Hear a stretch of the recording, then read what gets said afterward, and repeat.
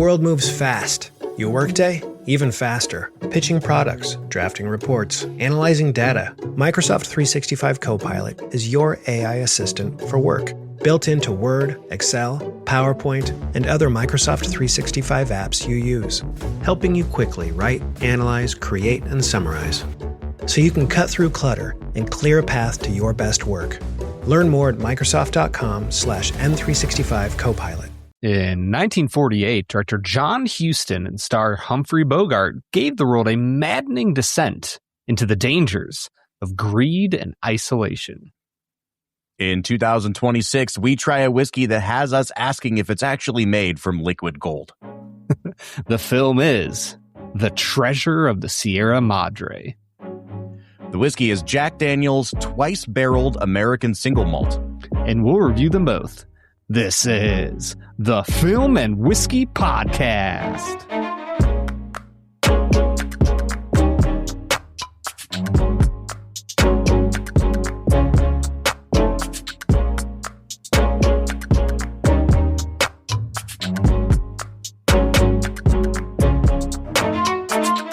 Welcome to the Film and Whiskey Podcast, where each week we review a classic movie and a glass of whiskey. I'm Bob Book. I'm Brad G. And Brad G, this week we are talking about one of my absolute favorites, 1948's The Treasure of the Sierra Madre. This is like, when I think about like man movies, this is just like a dude's movie, man. It's down and dirty. It's gritty. Everyone's covered in just dirt and dust. There's murder and gold and greed and avarice. All the things men love, Brad. Yeah. I mean, it really does. I love that you called it like dirty and like grimy, because like I feel like growing up watching movies with my dad, you had John Wayne westerns like McClintock that are like kind of bright and wild and colorful, but then you had your ones that were like long and slow and dry and dusty, and you just felt that sense of, you felt the weariness of the wild, wild west. And this is one of those movies. You can feel the heat and the sweat coming off of these guys, and just like the fallow nature of the ground, like all through this movie. And, you know, Brad, before we even dive into talking about the movie in earnest, this is a Warner Brothers picture from 1948.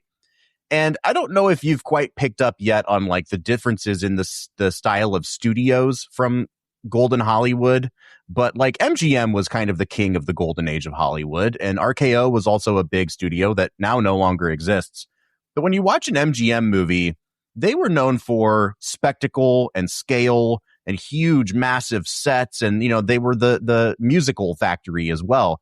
Warner Brothers really made their name in the 1930s on these kind of like down and dirty, gritty gangster movies like Scarface and White Heat with James Cagney. And you'd go to see a Warner Brothers picture and there was just something a little bit seedier about it. Not even necessarily like film noir, but kind of the precursor to that. And all through the 1940s, you know, obviously Warner Brothers becomes a more and more successful studio. The budgets get bigger. But there's still something about like when I'm watching an old movie and the MGM logo comes up, I kind of know what I'm getting into. And then when the Warner Brothers logo comes up, I'm like, oh yeah, dude, like this is about to get filthy. And I love it, man. Would Stagecoach be a Warner Brothers production? I Because believe I feel Stagecoach was MGM. Okay, I was wondering because it feels like there's pieces of MGM in that, but also pieces of a little bit of down and dirty that you might see in Warner Brothers. It's hard to remember sometimes because like in the late 80s or early 90s, the billionaire Ted Turner bought the catalog of movies that came out of the MGM studios, and they all ended up being distributed on video by Warner Brothers. Like that's how Turner Classic Movies started, is he owned all these movies. And so you'll buy like a Blu-ray of an old Warner's movie or an old MGM movie, and it'll have like a Warner Brothers logo at the front of it. So I can never remember who came from who, but yeah. It is amazing to think like the full history of cinema, of like the animosity you had between these studios, and eventually they all ended up buying each other anyways. Well, now we have the same thing happening with the purchase of Paramount, and Netflix might buy Warner Brothers, and 5 years from now, AI and Sora will just be creating movies for us, and I'll just jump off a bridge, and that'll be the end of it, Brad. So there we go. Thanks for attending Bob's Hopefulness Corner today.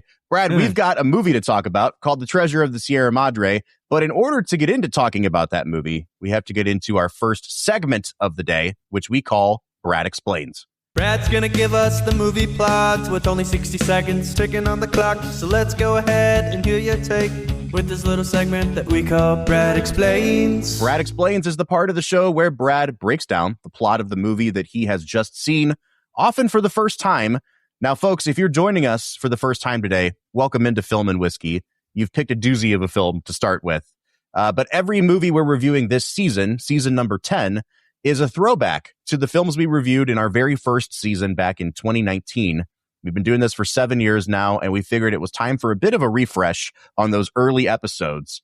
It's been fun to revisit these movies, Brad, because some of them are in my rotation of just movies I throw on when I'm bored on the weekend. And some of them I have not seen. Of your rotational movies? Yeah, it's most recent viewing. It's called Relaxation, and it's color-coded, and it's ordered perfectly, Brad. No, but I was going to say some of them I haven't watched again in 7 years. And despite this movie being like a true favorite of mine, I don't think I've seen it since we watched it in 2019. I'm assuming the same is true for you. Yeah, I have not returned to The Treasure, although it has lived on fondly in my memory. So I was happy to come back to it. This is one of those movies that, like, if you look at the American Film Institute Top 100, it's on both lists. It's a really highly regarded movie that I feel like just drives no conversation. Even like obviously in the public now, it's 80 years old, but like, even on like film Twitter or whatever, I never hear people going back to Treasure of the Sierra Madre. And so it kind of lives in that same headspace for me as The Best Years of Our Lives, which is another movie that everyone who's seen it is like 10 out of 10 movie masterpiece. But for some reason, there seems to be a lack of awareness of it. And so I'm kind of wondering, before we watched it in 2019, had you seen it at all, or did you have any familiarity with it? No, I don't know if I'd even heard of it. It was completely out of my awareness. I also didn't even know there was such a thing as film Twitter. So, I don't know if I'm a good judge. How can you be a movie critic and not be on film Twitter, Brad? Am I a movie critic, Bob? Is that what I am? That's why Roger Ebert checked out of this life. He was like, I refuse to do this. I'm not getting on Twitter. Peace out, guys. I mean, he passed away in 2012 or 13? Yeah, pretty much. That was right after Twitter came out.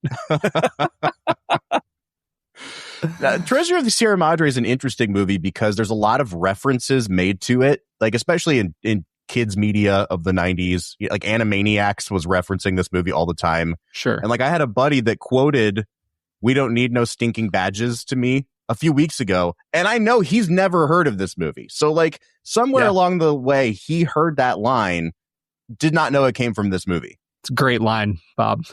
It's a really good you know how there's like the earworm like songs that for whatever reason, "We don't need no stinking badges" is an earworm of a line. It just sits in your head. I have to say, for people who are not familiar with this movie, if they happen to be listening to this episode, we have given them absolutely no context for what we're talking about today. So it all falls on you, my friend. You get 60 seconds to break down the plot of this movie with full spoilers. Now, folks, our typical policy here on Film and Whiskey is that if the movie's 80 years old, you've had plenty of time to catch up with it. So, if you're worried about it getting spoiled for you, I highly suggest that you hit pause here, go watch the movie, and then join us after Brad explains. Brad, 1 minute on the clock, and go. The Treasure of the Sierra Madre is a film that follows two main characters, played by Humphrey Bogart and Tim Holt. They are Dobbs and Curtin, two hobos in, is it Durango at the Tampico? I think it's Tampico, yeah. Yeah, they're kind of hobos just living on the streets in Mexico. They get a job. The man doesn't pay them. They beat him up, take the money that he owed them, and run into an old prospector named Howard. They pay to get the equipment, and they go out to stake a claim. and mine gold for about a year, it seems like. And throughout the film, you see Dobbs slowly descend into madness over the gold and his greed, while Curtin and Howard continue to seem to ascend towards kindness and goodness despite the money that they are hoping to make off this gold. At the end of the film, Dobbs receives his just reward by being killed by bandits, and Howard and Curtin are freed from any badness that could have happened because the gold is lost in the sands of the desert. The treasure of the Sierra Madre. And let's be honest, dude, Curtin is going off to Texas to get him some. He's going to go plow a dead guy's wife, which is how any successful business venture ends, right? Let's be honest, Brad. He says it so like courteously, though. He goes, I think I'll go pay her a visit and let her know what deeds have been done down here in Mexico. It's like, yeah, dude, you're going to go do some deeds up there on the peach farm, too. All right, man. Let's talk about the treasure of the Sierra Madre. In a world where peach emojis have a different, complete meaning. My guy is peach farming in more ways than one, Brad. Okay, I want to start by talking about Humphrey Bogart, a guy that's been on this podcast a few times. Although I can't we interviewed remember him a few times. He's been on the podcast. Yeah, he's not a very good conversationalist anymore, Brad, but we tried. We've reviewed Casablanca twice now. We reviewed this movie twice now. I guess we did the African Queen as well. Mm-hmm. I'd really love to eventually get around to doing the Maltese Falcon, which is probably it's his biggest early break. And then a movie called The Caine Mutiny, which comes out in 1954, which I think may be his best performance. But we've done 3 Bogart movies now. And the thing about Bogart is like he is in that classic Hollywood vein of a movie star with a very particular style of acting and persona, like very similar to James Cagney, who I don't know if we've ever even done a Jimmy Cagney movie on this podcast, nope. But like Edward G. Robinson, like there's a guy and he's Edward G. Robinson in every movie. And that is not to say that he's not an incredible actor. And I think the same thing applies with Bogart. Like Bogart is really good at finding shades to play within that Bogart persona. He is never as big and scene chewing in Casablanca as he is in this movie. He really hams it up in this movie. And the thing is, though, I don't think the movie works without him going full insane break from reality, hamming it up Bogart. And I really do think this is one of his very best performances. And it starts in such a good place. I think one of the key elements of the whole movie for me is that he starts off so rational and honest about himself and like where he's at in life.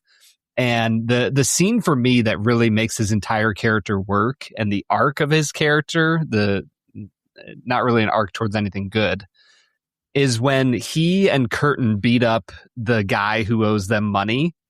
And he pulls out the $300 that they're owed and throws the rest on his face. Yep. And it's like this key moment of, I only want what's owed to me. I'm not going to take any extra. And so when you have that at the start of the film and the descent into these guys are trying to kill me for my money and I want to kill them for their money. It is such a great script for his character. And Bogart, like you said, his performance highlights the depths to which he has descended just incredibly well.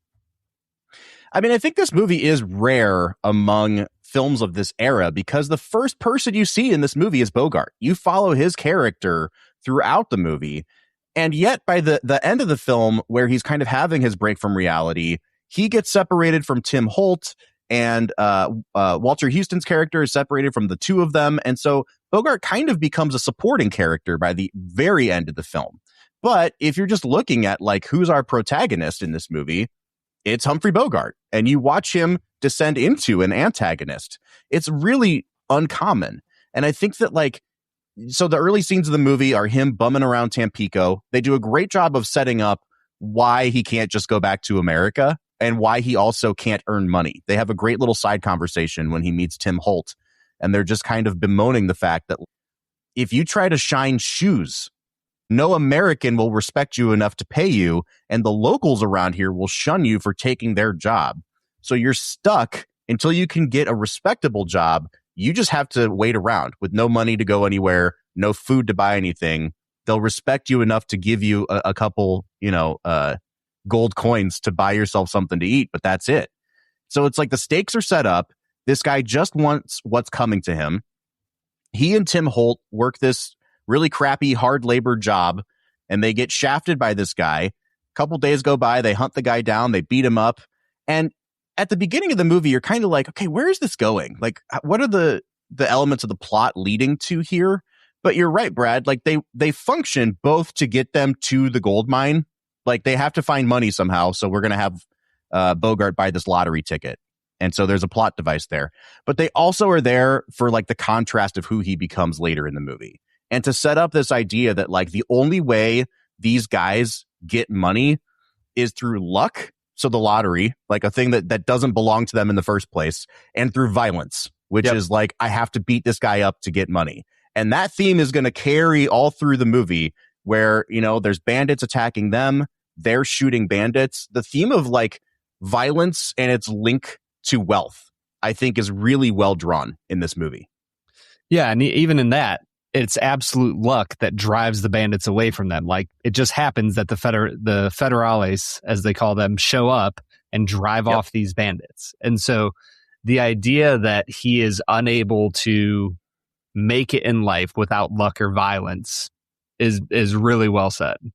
Yeah, and I mean, the more I think about it, the more luck really is the central theme of this movie, or just fate or chance, I guess, even would be better, because, the lottery hits at the beginning of the movie. You've got the different instances of the bandits getting caught by the federales and somehow getting out. Like you think they die at one point and then they're not dead. They get captured again. And then you still see the bandits again at the very end of the movie. They've somehow continued to elude capture. The gold being destroyed on a whim and then getting blown back into the mountains again. It's this very deep sense that like all of this is chance. You are not in control of your destiny or your fate the way you think you are. And to think that you are is folly. And I think that's what makes it such a good guy movie. Not that women don't believe this, right? But like, you think it's a movie about hard work and violence and sweat and grit. And at the end of the movie, it's very much about things that are much, much deeper than that. And I think that's what brings the rewatchability factor into this movie for me. Yeah. To me, the movie is about how luck brings out the true character of a man, that we aren't who we are because of what the fates decide to throw at us. We are who we are when based on our actions in light of what the fates throw at us. Like it honestly feels kind of like a Greek tragedy. Like can't you imagine the three sisters of fate, like weaving this story, and Dobbs is cursing them by the end of the film, and Curtin and Howard are just sitting there like, you know what? For Howard, he's like, I've kind of made it because I had Boy Scout training and I saved this local villager's life. And now I get to just kind of hang out the rest of my life and run on that. And that's kind of cool. And I'm going to do good things for these people. And Curtin, for me, his key scene that I love, like I'm locked in, is when Howard asks him what he wants to do with the money. And he's just like, I have these memories from childhood of farming in the fields, these fruit trees. And I think I'd like to go start a fruit farm and like pay workers. And like, it feels like a very pro-capitalist. Like he's like, yeah, I'm going to become a landowner and join the capitalist society and like hire people. And it's going to be great. And then Hobbs comes in and it's like, okay, well, Hobbs is unable to think outside of this very moment, and he can't plan for the future, and he can't think ahead. And all he can think about is, I want to get a shower and a shave. And then he goes, and I don't know what else I'd want to do. And then he looks at the fire and Howard goes, well, no use thinking about women right now. Yeah, well, no, because Dobbs comes in and he's like, he's talking about all the things he would do. And then he goes, Tim Holt's like, well, what's next, Dobbsy? And he goes, well, what would be? Yeah. And you just see them both like, oh. And again, like we're talking about an era of Hollywood where they had the censors in place. So like you can't just be like, I'm going to hire a hooker. Yeah. I really need to get laid. And it's just communicated. through silence. And it is kind of funny, but it's also like this really deep kind of sad longing that you see, especially on Tim Holt's face. And I think that it's one of those instances where less is more. Like, they don't have to say it because they can't say it. And it ends up communicating more about these guys and how long they've been out in the wilderness by not saying anything. No, it's a brilliant moment, man. Yeah. And like I said, the key thing for me is what it reveals about Curtin's character and Dobbsy's character, and how circumstances might make, compatriots of any two human beings, but the same circumstances will reveal who they really are at their core. And I think that's the heart of this movie, is that there are some men who, when push comes to shove, they're not good people. And there's some men, when push comes to shove, they're good. They strive towards goodness. It makes me think about when I was a hospice chaplain. I had a guy on my who I cared for that had been a prison guard at a local prison. And I'll never forget him telling me, he's like, some of those men in there, like, you'd look him in the eye and you're just like, man, I really hope they get a second chance in life. I hope they get out of here and find a good wife and get a job and have kids. And like, they just seem like, they were in a troubled circumstance. And he's like, there's other guys, you look in their eyes and you're like, man, I hope they never see the light of day. And that, like, that, for whatever reason, that story popped into my head as I was watching this, as Dobbs is talking about what he wants to do and Curtin's talking about what he wants to do. It just made me think of that. Yeah, I think this is actually a really good jumping off point to bring up Walter Huston. So John Huston is the director of this movie. Walter Huston is his dad. Walter Huston doesn't actually talk like that in most of his movies. So it's really funny to see him in this movie, because this, we talked about it in our first episode. This is very obviously the character mold for Stinky Pete the Prospector in Toy Story 2. Like, very obviously, which is great because it's a cool throwback to this classic Hollywood thing. Also a great character. Oh, yeah, man. And Walter Huston's fantastic in this movie because he's talking a mile a minute. He has that, like, the look and smile of a guy that's lost all his teeth. That is like, you can't quite understand what he's saying half the time, but you just go with it anyway. And the only note that I'll give, though, on Walter Huston, for an Academy Award-winning performance, we should add, is that sometimes they give him pretty crucial plot information. And I'm like, I don't understand. I had to watch a lot of his dialogue with the captions on, because he says it so fast on purpose. It's definitely a choice. I don't know if it's a choice that works 100% of the time. I mean, how much plot do you really need to know, Bob? They're going after gold. Did you need an extra 10 minutes of like backstory on Howard and his growing up life? I did. Yeah, I wanted to watch his first couple times out prospecting for gold and how he failed miserably. Yeah, I do think for me the moments of his performance that works the best.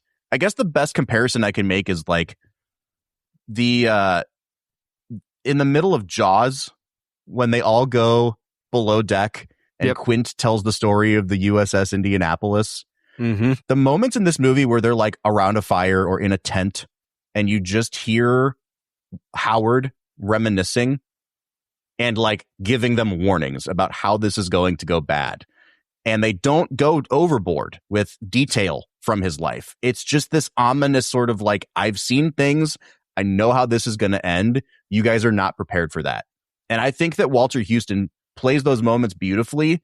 And I think that John Huston and the cinematographer do such a good job with lighting and shadow in this movie that it makes those scenes hit so much harder for me.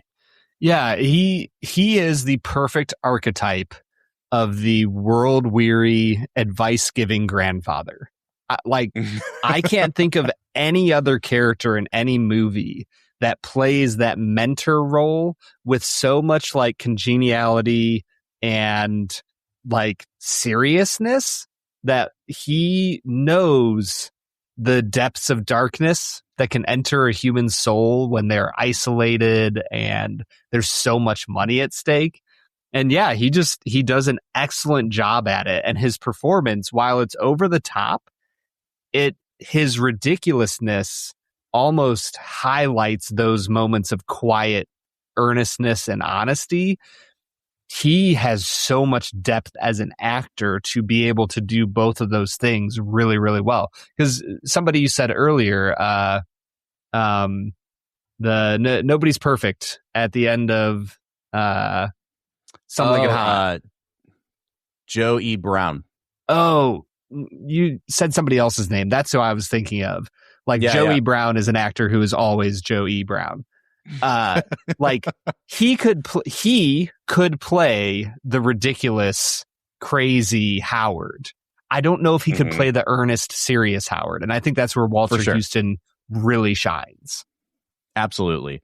Now, I already said this, but obviously John Huston is Walter Huston's son, so he's started making a name for himself at this point in Hollywood as a director, and we've done a couple John Huston movies now on the podcast.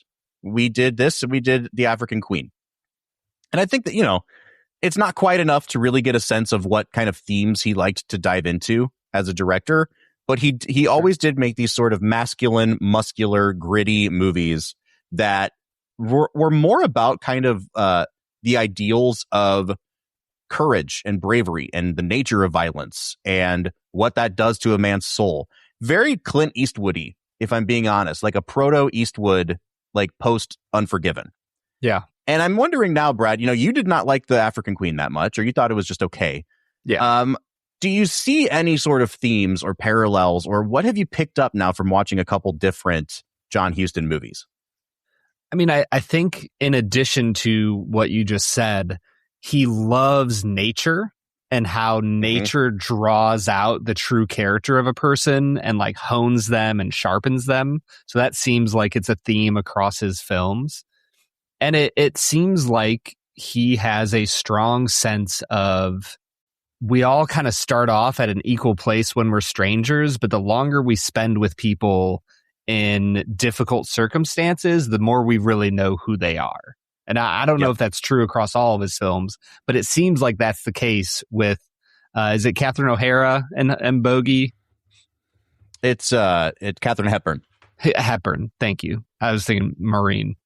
Catherine O'Hara Hepburn is the mom from Home Alone. Basically the slightly different people, Yeah. No, John Huston did an adaptation of The Red Badge of Courage in the early 1950s, which is, I remember when I was a kid, even my dad was like, I loved that book when I was a little boy. And I knew that was one of those movies that the studio kind of took it away from him and cut it down drastically. And so the final version that got put in theaters of The Red Badge of Courage is 64 minutes long or something. And it's streaming on We've talked about Max the 90 minute. We've talked about the 90-minute movie. So I watched it the other day because it was an hour long, and I was like, I can check a movie off my list in an hour. And it's freaking fantastic. His battle choreography is amazing, but he casts Audie Murphy in the lead role, and Audie Murphy is a guy who became an actor after World War II, where he won the Medal of Honor, and then he made a bunch of war movies. But it's a movie about cowardice in battle, starring a guy who America knew as the bravest guy in the war. And it's just such a cool commentary on the nature of courage in battle.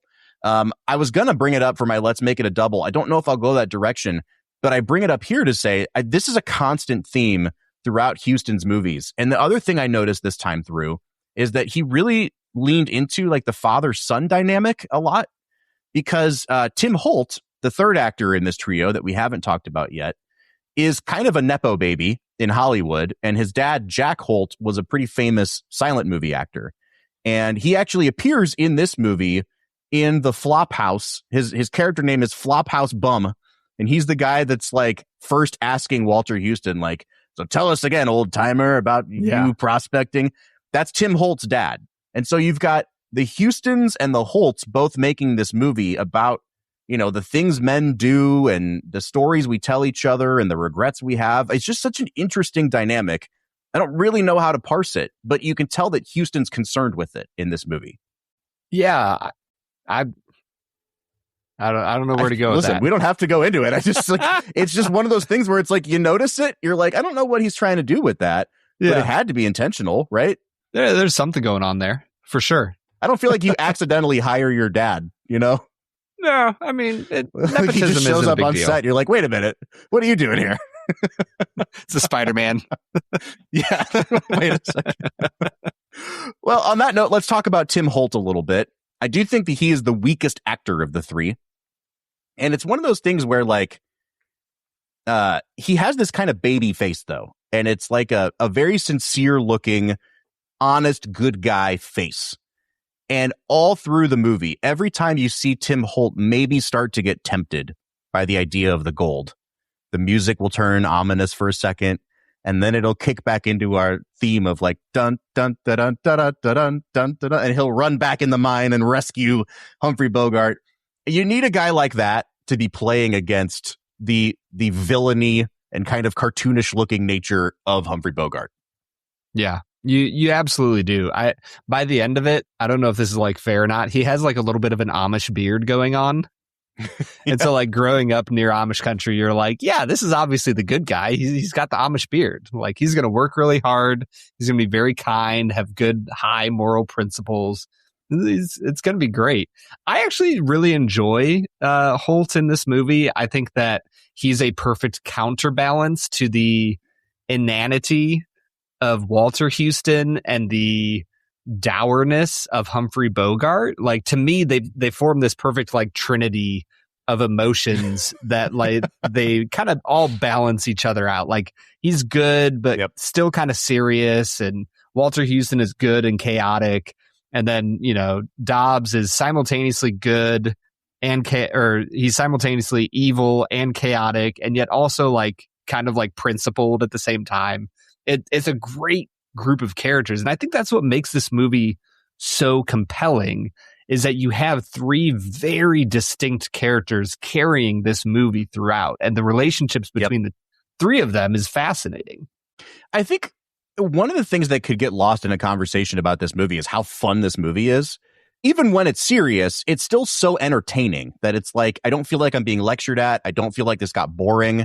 It moves really quickly. It packs a punch to it. The violence in this movie is shocking sometimes, but everything that leads up to that is this kind of triumphant, you know, I'm humming the theme to the movie because it has that sort of like The Great Escape hummability to it. Yep. And just like The Great Escape, like you remember the fun parts of that movie. And then when it gets serious at the end, you're like, oh, I forgot that this many people die.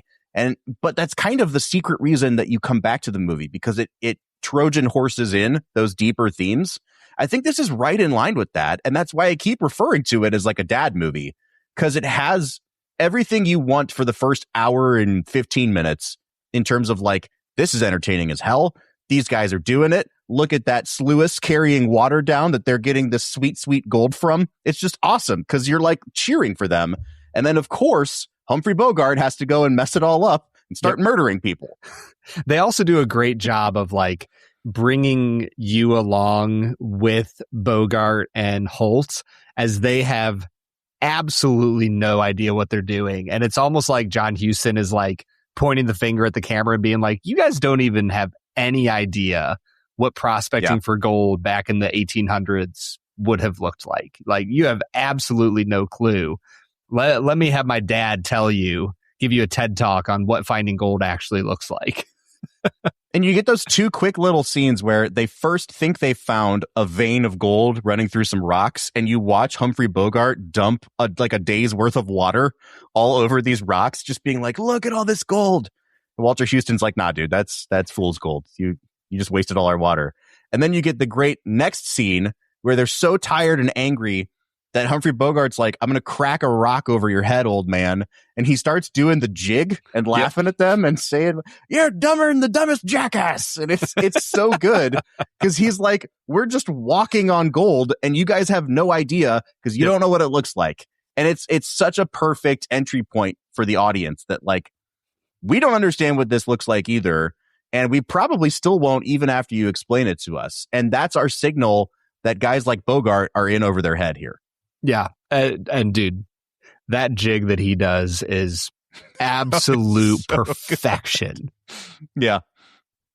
I'm amazed it hasn't been turned into a Fortnite dance at this point because it's incredible. We might as well. We should just start we should post that clip on our TikTok and just put different songs behind it of him dancing to that every day. Walter Huston daily. And every time we touch, I get the feeling. That would be a great Cotton Eye Joe mashup if I'm going to be honest with you. All right, dude, I think we're in a good spot. Let's hit pause here. Let's go drink some Jack Daniels, and then we'll come back and finish out our conversation on Treasure of the Sierra Madre. What do you say? Dude, tell me that they didn't drink Jack Daniels. 100%, dude. Fred C. Dobbs is a Jack Daniels kind of guy. Let's get to it, man.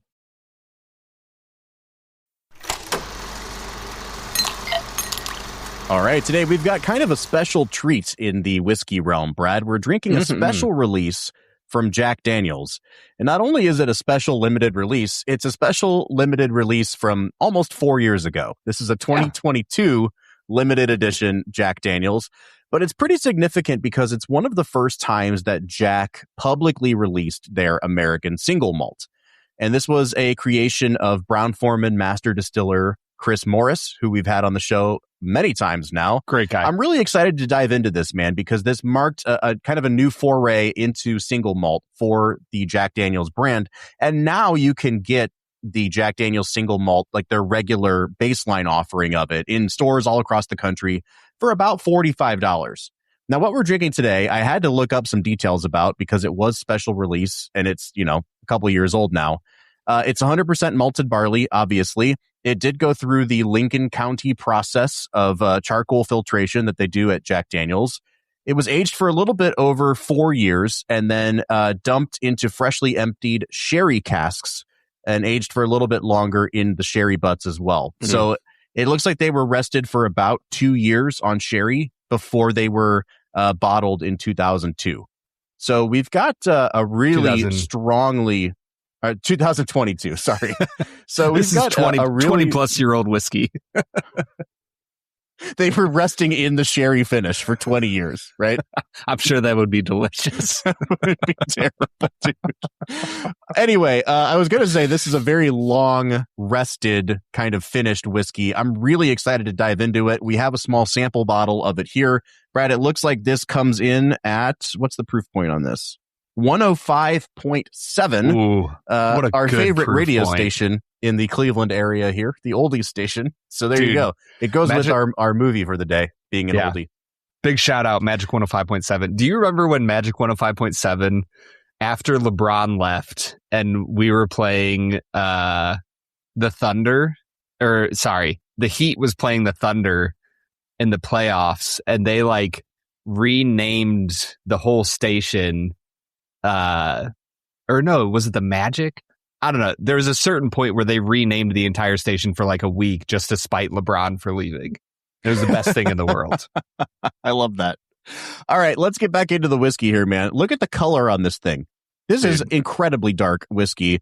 I'm very excited. You have tried it. I have not yet. So I'm going to let you go ahead and give your nosing notes while I dive in here, Brad. Dude, the nose is beautiful. There is cocoa, there's plum, there's brown sugar. It has all these really nice dark stone fruit kind of notes with that kind of cocoa hot chocolatey kind of consistency. I really liked the nose a lot. I gave it an 8.5. Yeah, I think I'm going to be right there with you, Brad. It does have that kind of craft whiskey note on it that American single malt just tends to get for some reason, but it's way at the back. And I like that a lot because up front, you get a big bomb of kind of brown sugar, molasses vibes for me. And then you start getting into some of those powdered hot cocoa mix with milk powder and cocoa and sugar.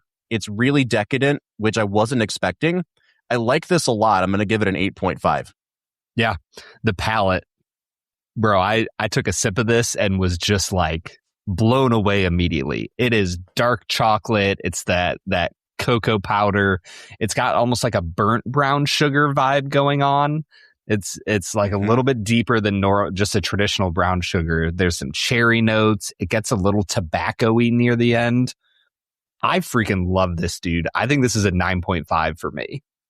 This is one of the more bourbon-y tasting single malts I've ever had. It reminds me of so many bourbons that you and I have sampled on a 95-degree day in Bardstown, Kentucky, outside at that festival.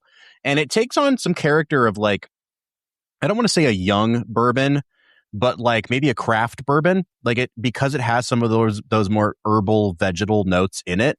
But I know that this is a single malt, so it's kind of the best of both worlds. And I think kind of crucially, it doesn't drink at 105 proof. Like this is insanely crushable, almost tipping thin, which, you know, like it's not astringent in any way, but I do wish there was just a bit more punch on the palate. But I am going to give this a 9 out of 10 on the palate, Brad. Yeah, finish wise, I'll give my score right off the bat. This is a 9 out of 10 on the finish. The tobacco is there, oak. To me, it gets a little more like baking spice at the end, a little bit of clove, a little bit of nutmeg, has like this really nice, almost Christmassy vibe going on. And, you know, maybe that's just because I made French toast this morning and put a little nutmeg on there for the girls. But I think this is a really delicious finish that, like I said, 9 out of 10 for me. Yeah, I definitely picked up nutmeg, not so much clove for me, but you're right in that it gets into that kind of Christmassy vibe towards the back end.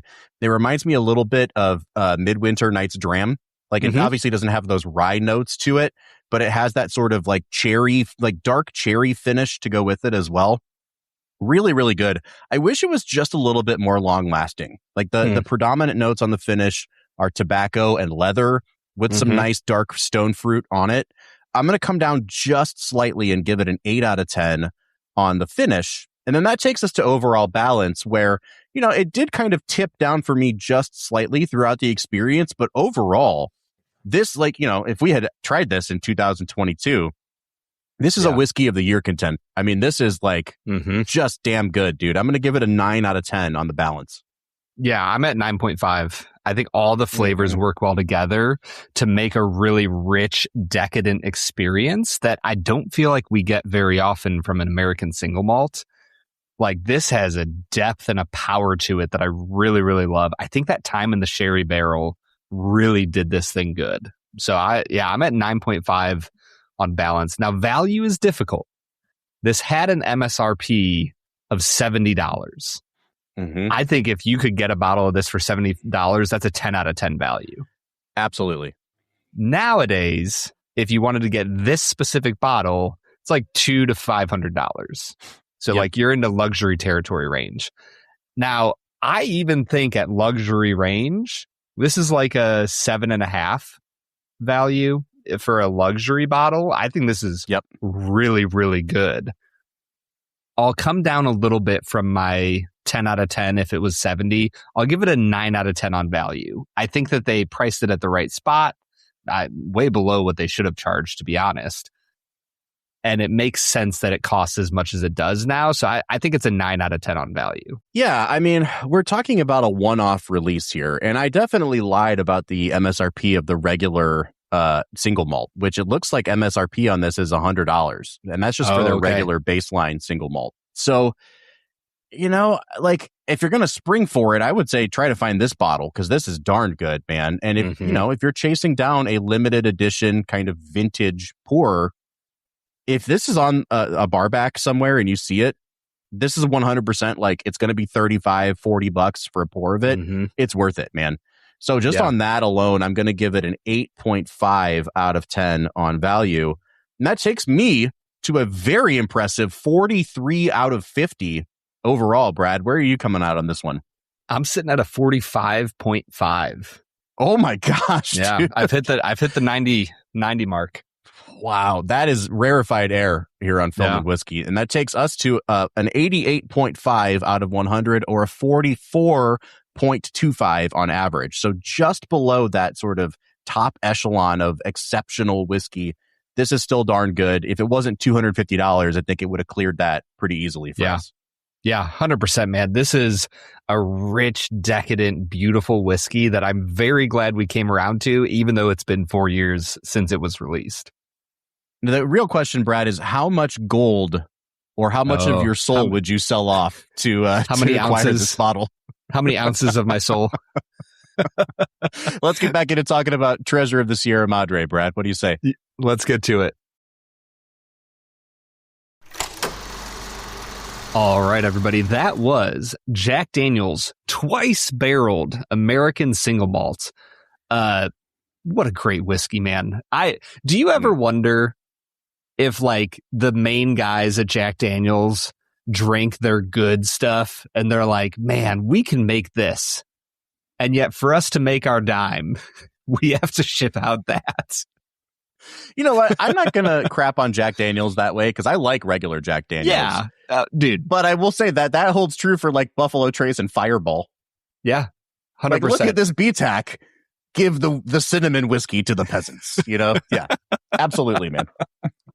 Oh, man. Brad, well, I hate to steer us back into serious matters here, but I am staring down the barrel of like a maybe 500 season here in our next game, and I need to make up some ground. So what do you say we get into our game, 2 Facts and a Falsehood? Let's get to it, man. Brad is gonna try to stump you both to all right and what is wrong. 2 facts and a falsehood. 2 Facts and a Falsehood is the part of the show where Brad presents me with 3 items as fact about the making of this movie, one of which is a complete lie. Now, Brad, I told you this movie was like a big favorite of mine when I was a teenager and nerding out about classic movies. And so I remember I learned a lot of trivia about this movie. Okay. And some of it stuck. So I'm hoping that the things I remember that are fun facts are all 3 of your facts and falsehoods, and I can parse this out easily. But who knows, man? Let's find out. I'll take a chance, like Bogart. All I can think of is ABBA. Take a chance on. That's another Walter Huston dancing number. That's a perfect Walter Huston song. Fact number 1. While on location, John Huston took a little Mexican boy named Pablo under his wing. The child ran errands for Huston and generally acted like the crew mascot. When it came time for Huston to close up shop in Mexico, he chose to adopt Pablo and brought him back to the United States to live with him and his second wife, actress Evelyn Keyes. Fact number 2. Production on the film was nearly shut down when Mexican officials threatened to revoke the production's permit, citing concerns that the story portrayed Mexico as inhospitable to foreigners. Fact number 3. A doctor was assigned to the unit in Mexico, and one night he had to attend to John Huston, who had an adverse reaction to marijuana, having smoked it for the first time with his father.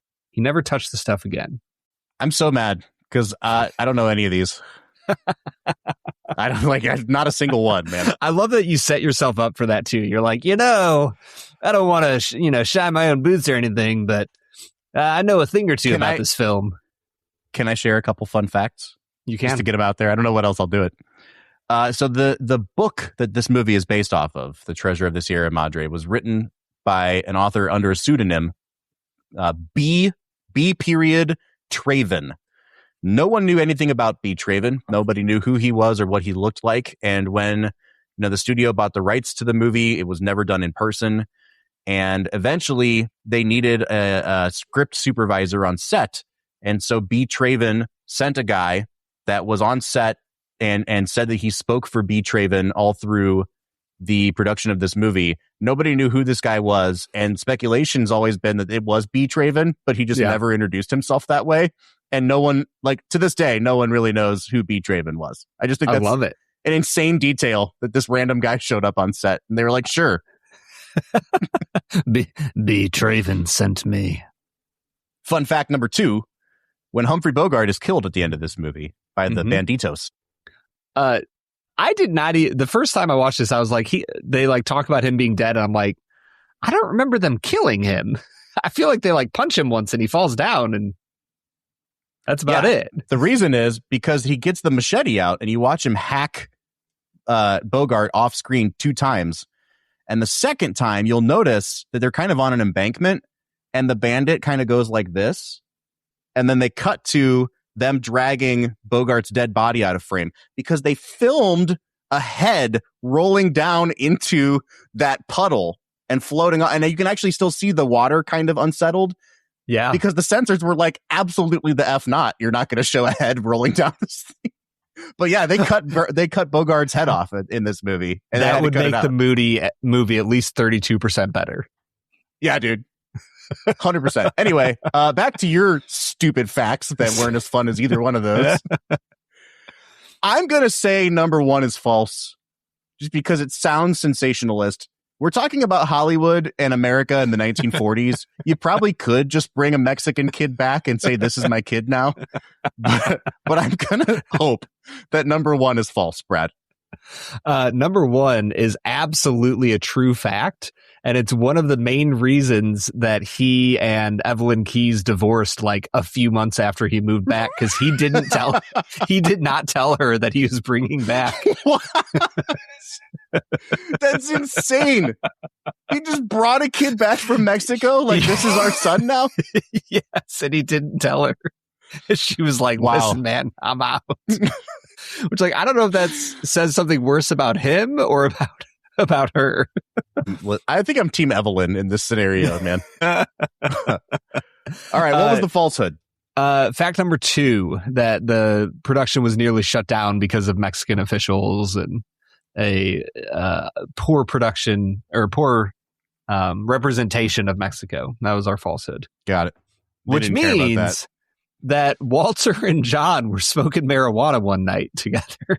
Listen, that one sounded the most plausible of all of them to me. It's like, all right, cool. Like, very clearly, Walter was smoking weed this whole production. That dude was on something throughout the course of this movie. All right, Brad, we've covered quite a few bases already when it comes to Treasure of the Sierra Madre. This is a movie that was nominated for a few Oscars, including Best Picture. It kind of surprisingly did not bring up a Best Actor nomination for Humphrey Bogart. And I think at the time of the movie's release, it was pretty widely believed that he was like the front runner for Best Actor. And then he doesn't even get nominated, which leads to a few years later when he does The African Queen. I mean, we talked about this on that episode. He wins the Oscar for The African Queen in 1951, which is the same year as Marlon Brando's big breakout in A Streetcar Named Desire. And then Brando feels robbed of an Oscar, so they give him an Oscar 3 years later in On the Waterfront. And it kind of starts this Oscars domino effect of like people winning for the movies that they may or may not should have won for, but it's because people prior to them didn't get nominated or didn't win. That 51 Oscar that Bogart wins was definitely considered more of like a career achievement. And we've seen both movies. He's better in this movie. He should have won an Academy Award for this movie, if anything. Yeah, absolutely. Do you know who won? I mean, he wasn't even nominated, but like who won that year? Yeah, I'm pretty sure that Laurence Olivier was on this tear of making Shakespeare adaptations. And so he did like a Henry V and a Macbeth, and they're all 3 hours long. And I think this is the year that one of those wins Best Picture and he gets Best Actor for it. Okay. And Best Director. Like John Huston doesn't get Best Director for this either. So man, that's wild. I mean, I'm very glad that Walter wins his Oscar because he freaking deserves it. I feel like this movie has such a talent of production. Like it's clearly produced so well. I would have expected at least one or two more. Yeah, 100%, man. And I think that is like when I talk to people about this movie, which it's been 7 years since I've talked to anybody about it. But like, I think the first thing is like, watch this movie. It's a great movie. And I think people just need to get over the hump of having never heard about it before. Yeah. There's such a collection of like, everybody's heard of Citizen Kane and Casablanca and The Godfather. And it's like, I know I need to see those at some point in my life. But that next group of movies that are best years of our lives or this, where they star people that you'll recognize and they're just like fun Hollywood movies that are also 10 out of 10 type movies. Yeah. I get more excited recommending movies like this, I feel like, because they need someone to be in their corner. 100%. That's another one. Yeah. Yeah. It feels like there's a lot of really great movies from this era that are being slowly lost to the mists of time. And it kind of, it makes me think about, I've often wondered, like, of all the music produced in the 1700s, we remember like Beethoven and like, you know, a few other big composers. Like, how many Beatles songs will be remembered in the 2200s? Like, you know what I mean? Like 200-300 years from when they played, how many of them will be remembered? And the same thing with movies. Like, we're 80 years past this movie. Nobody knows about it except for weirdos that do a podcast about movies. So what does it take for something to stick in the cultural consciousness for not just a decade or 50 years, but like it stands the test of time? I don't know. That's a big rhetorical question that I'm always like curious about when I encounter media. Well, Brad, I think that this might tee me up for a very perfect segue, because one of the things that I think can encourage people to watch this movie is to pair it up with a movie that they may have heard of before. And that gets us into our final segment of the day, which we call Let's Make It a Double. We're near the end of the episode, so thanks for listening to the Film and Whiskey Show. Let's pair another film with this one, even if it's a struggle. It's our final segment of the day, now let's make it a double. Let's Make It a Double is the part of the show where we pick the perfect movie to pair up with this one to make a double feature. Brad, I'm going to go first, because I had 3 movies in mind, and I've mentioned 2 of them, so I only have 1 left to talk about. I do think The Red Badge of Courage would be a sweet double pairing with this, because you're like 3 hours and then you've seen 2 movies. I think The Caine Mutiny would be another great one. That's maybe Bogart's best performance, and it's about a ship captain in the U.S. Navy who slowly goes insane, and all of his guys have a mutiny against him, and then there's a big court battle at the end of it. It's like A Few Good Men on top of a mutiny movie. Freaking great movie. Yeah. I think I'm going to pair this up with Paul Thomas Anderson's There Will Be Blood. I think that there is so much of There Will Be Blood in this movie as a precursor to what you see kind of develop in There Will Be Blood, because There Will Be Blood is much more like Daniel Plainview is an archetype for America and capitalism and the war of ideals in America between greed and religion, and how in a lot of ways in the 20th century, greed wins. And, it's very metaphorical. It's very archetypal, but you see the seeds of that being planted in this movie. And they're both just like, they've got that gritty, grimy dirtiness to them. I think There Will Be Blood would be a perfect double feature. Yeah, it's one that I was thinking about as well as I was preparing for Let's Make It a Double. I think I'm going to go a different direction from There Will Be Blood. I'm going to stay in the older Western genre. I'm going to stay with a movie that has that long, drawn-out isolation of the West kind of vibe. I'm going to go with 1956, The Searchers. Yeah, I think that there is so much here, specifically about humans being shaped by the conditions that they're in, by the circumstances that they're in, and what it takes to survive in a harsh world. I think that The Searchers is an absolutely excellent, relatively famous older film that would be for a long, gritty, fascinating evening of film. Yeah, and that's another movie about how the harsh conditions bring out what's in the heart of man. Mm-hmm. And John Wayne in that movie is a horrible, horrible racist who is obsessed with vengeance and violence and death. And you get him like at his most disheveled. I think it's probably John Wayne's best performance. That's The Searchers would be another great one, man. Yeah. Dude, I think what we're saying is The Treasure of the Sierra Madre is a freaking all-timer. I had a blast rewatching this again, Brad. Let's get into final scores here. I want to hear your take first before I give mine. I think it's close to being a perfect movie. It's a little bit too long. I think the opening parts in Tampico take a little while. Like you said, you find yourself wondering, you're like, where are we even going with this? And I think you could tighten it up a little bit. This could be like an hour and 50-minute movie, and it would move like gangbusters. I'm going to give it a 9.5. It's not a perfect movie, but it is an absolute blast. It's so much fun to come back to it. And it is one that I want to like share with other people. Yeah, I'm in the same spot. I'm going to give it a 9.5. There was a moment that I believe you called it out the last time we talked. And for some reason, I just never noticed it, but it's the most blatant thing ever. When Walter Huston is getting pampered by all the women and he like licks salt off of her hand, and then he just breaks the fourth wall and looks directly at the camera and goes, and then they just go back to the scene after that. I'm like, what just happened?